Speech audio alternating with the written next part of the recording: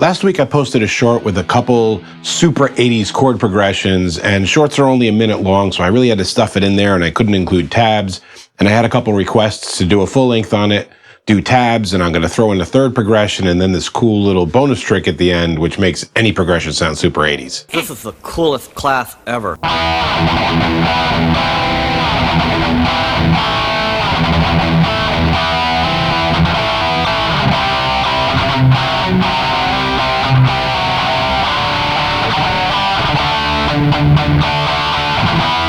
All right, so that one is in E minor, and we're going to do all these in E because 80s hair metal. And it starts with your basic E power chord, 7th fret on the A string, 9th fret on the D string. And we're going to add our pinky to the 10th fret on the D string, making it the minor 6th. You'll notice if you're into some of the original older rock, like the Johnny B. Good, that basic blues progression, we're just taking that major 6th and making it minor 6th. So anyway, to that minor 6th, and then we just go to the 4th, so it's the 2 7th frets.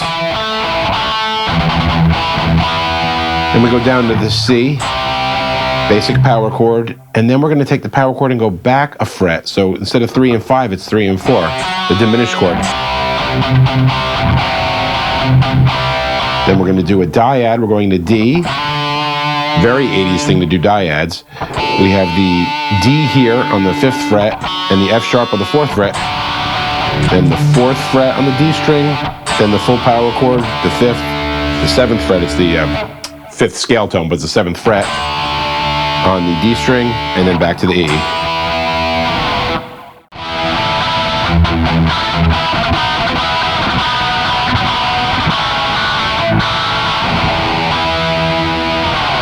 All right, this very Eddie Van Halen Panama-inspired thing is all about the sus4 chord, which is when you take your full major bar chord form and add your pinky to it on the 2nd string. So in an E, it's going to be on the 10th fret here. And we're just going back and forth. And then that 2nd chord that we're playing is replacing the octave, the E here, with the major 7th. So we have to lift off the bar and go, goes from to.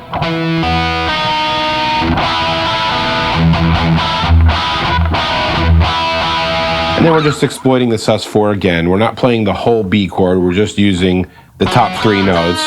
So it's the 4th fret on the D string, G string, and B string. And then the A chord, 2nd fret. And then back to the E. It's extremely 80s to throw sus4 chords in anywhere you can. And even just to utilize majors in a key where they wouldn't normally be. Like I can go from E to D to C. Have them all be major chords, even though if you're playing correctly, so to speak, in key, you'd have a minor chord and then a major and a major if we were in E minor, or however it would work. 80s guys were just using all major chords so they could throw sus4s in everywhere.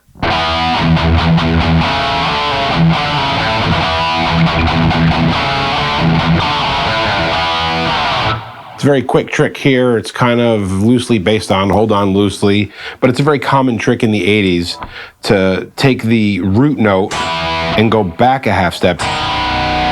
In this case, we just do it on the D chord. So we have the E, and then we're starting with it. Instead of a D power chord, the 5th and 7th fret, it's the 4th and 7th fret, giving us a C sharp. In any case, it's just cool to take the chord. And then for this one in the example, and in this case I did it almost as like a dyad little lead trick, resolving to the A note. So you have the C sharp, the D, and then the A on the 5th fret of the E string. Quick aside, a Rush song here uses a very similar thing. It's in the key of E major. You have, here it is. Bonus points if you can name that song. Okay, this last progression / trick really is all about getting plucky. And what you're going to do here is take any basic chord progression. Let's say we have the E, and we go down to a D, and then use that same kind of Van Halen thing where we have the root note goes to the major 7th. And we're only going to play Not going to play the root note of it. We're just going to play the middle strings, the D string and the G string. Again, making it dyads, but here's the real 80s trick. We'll roll the volume back a little bit, and we'll get plucky with it.